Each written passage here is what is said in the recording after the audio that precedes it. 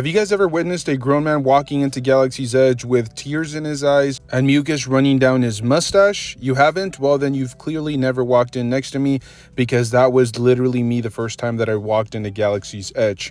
On a side note, where's Jar Jar Binks? I completely get the whole time frame, but still, there should be a Jar Jar Binks somewhere. He is the most powerful Sith Lord in the entire galaxy, and I need to see him. I need to be able to interact with him. Just throwing it out there, okay? Come on, get on it, Disney. But let's get serious here for a second. I actually wanted to talk about Galaxy's Edge and my personal perspective, my personal take on that particular land, because it's kind of frustrating. And honestly, it's a little bit sad to think of from time to time because of what could have been with this particular land. And don't get me wrong, I still love it. It's incredibly immersive. I spend, potentially hours every time I visit Disneyland at that particular area. But let's be brutally honest, at the end of the day, this land was created for one purpose and one purpose only, and that was to market their ongoing and future projects, because they continuously march all of these new characters out there. You'll never see a Jar Jar Binks floating around. You'll never see a Darth Vader, choke slamming people. That just doesn't make any sense for them. They want to promote what's cool, what's hip, what's happening now. You're never going to see clones. You're never going to see a young Anakin. You're never going to see a Vader, because unfortunately in this universe he has passed away. Now, I do believe that there are some exceptions, like if they're doing a particular celebration or if there's a special date around the corner, sometimes they'll do some exceptions and they'll have clones here and there. But for the most part, you're never going to see them. You'll see a lot of Rey, you'll see a lot of Chewie, a lot of Kylo Ren with his first order stormtroopers walking around, and that's about it. I think you may have seen some Captain Phasma at one point.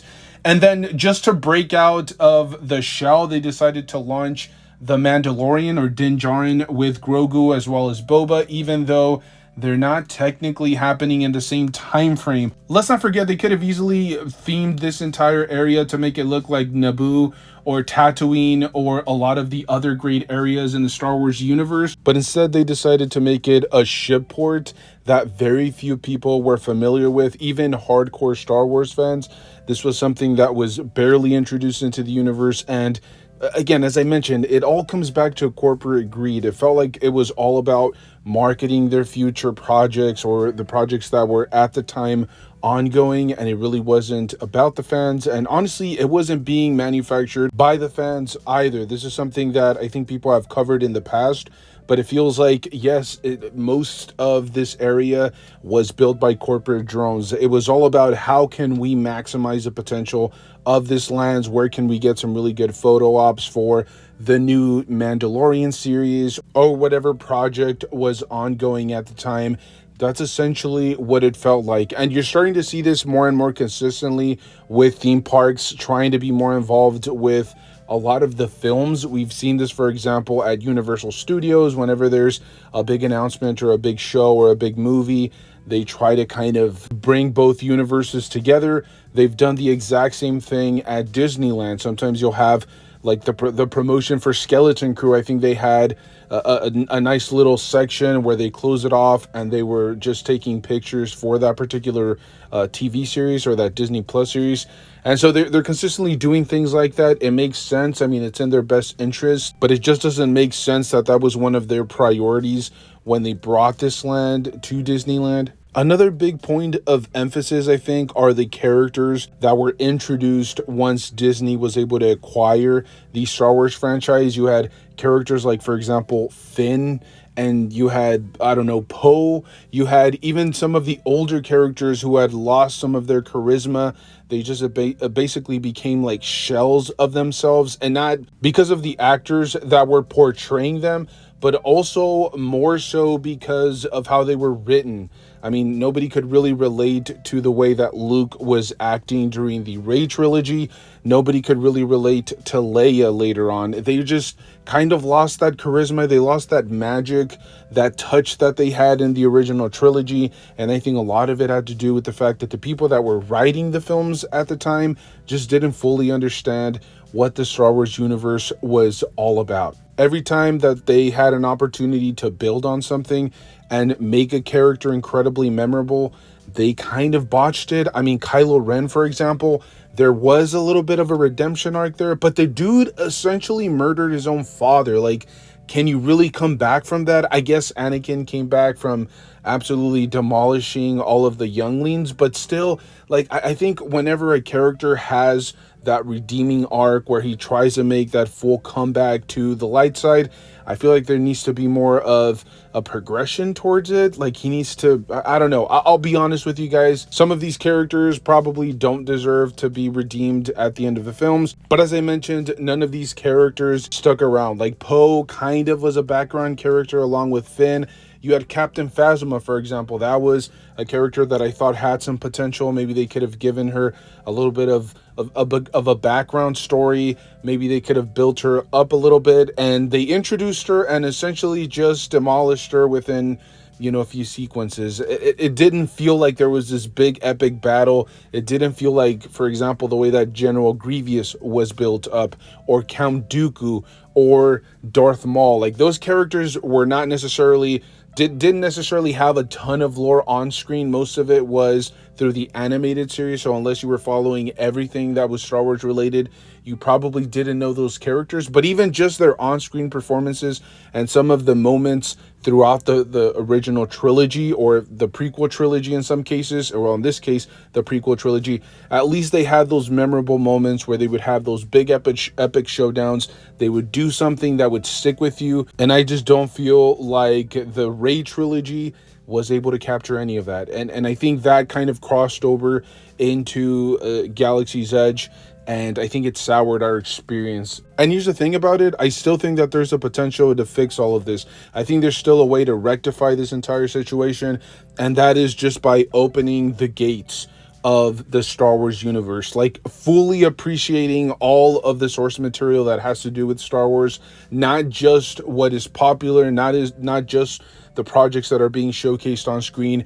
Why not go back to what truly made Star Wars an amazing universe? And that was, well, the characters. Why not have alien creatures roaming around? Why not have, for example, some cute little Ewoks just walking around?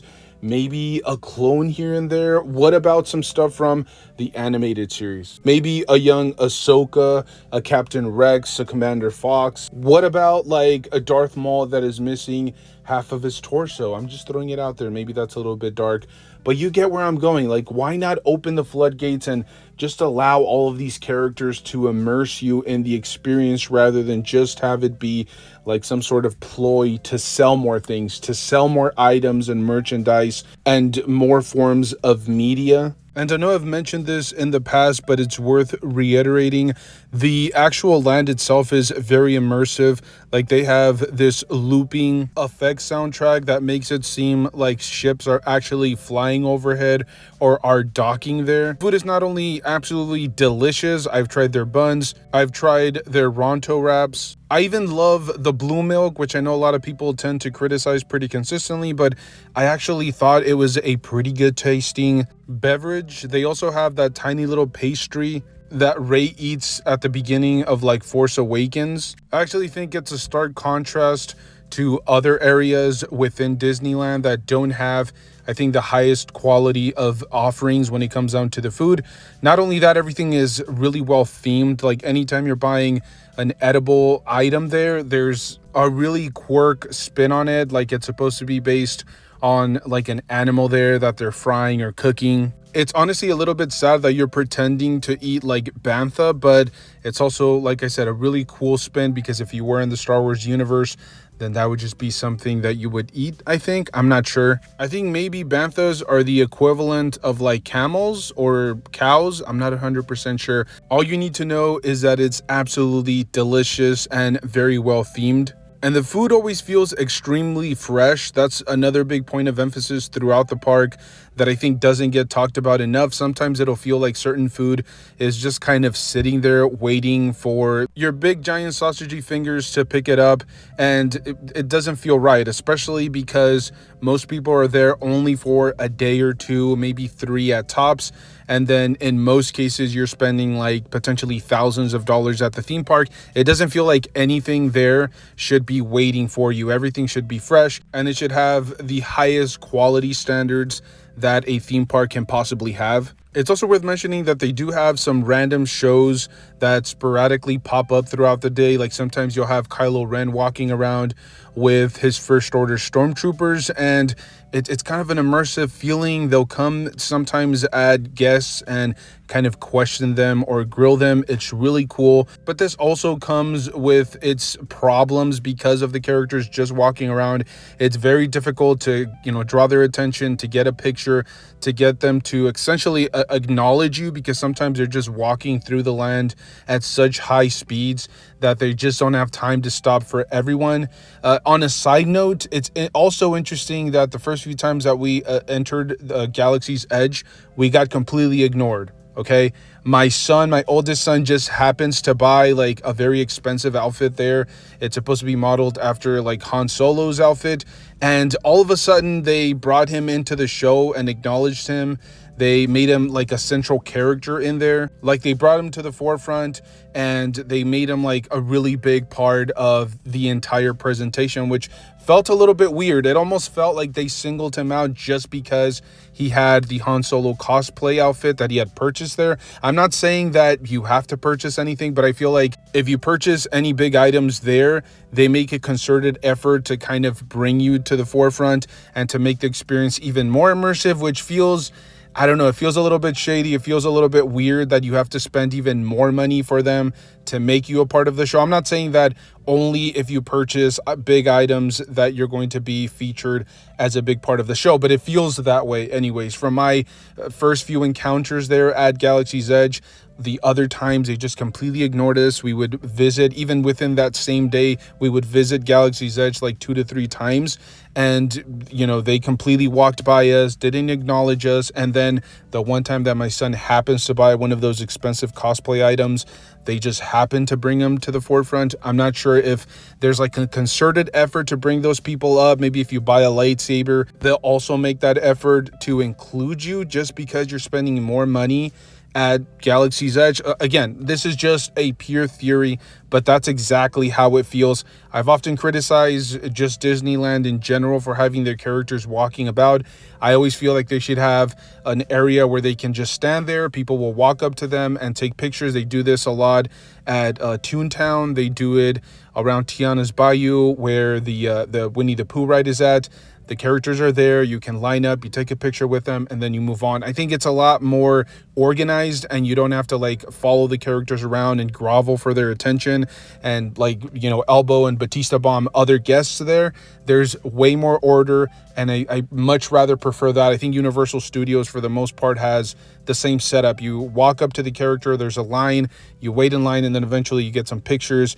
You'll have a cast member taking the pictures for you. So it's just a much better experience, and I think it just feels like a much more organized situation rather than having some of these characters just like speed run through the entire area. But look, at the end of the day, this is just my personal opinion, my personal take.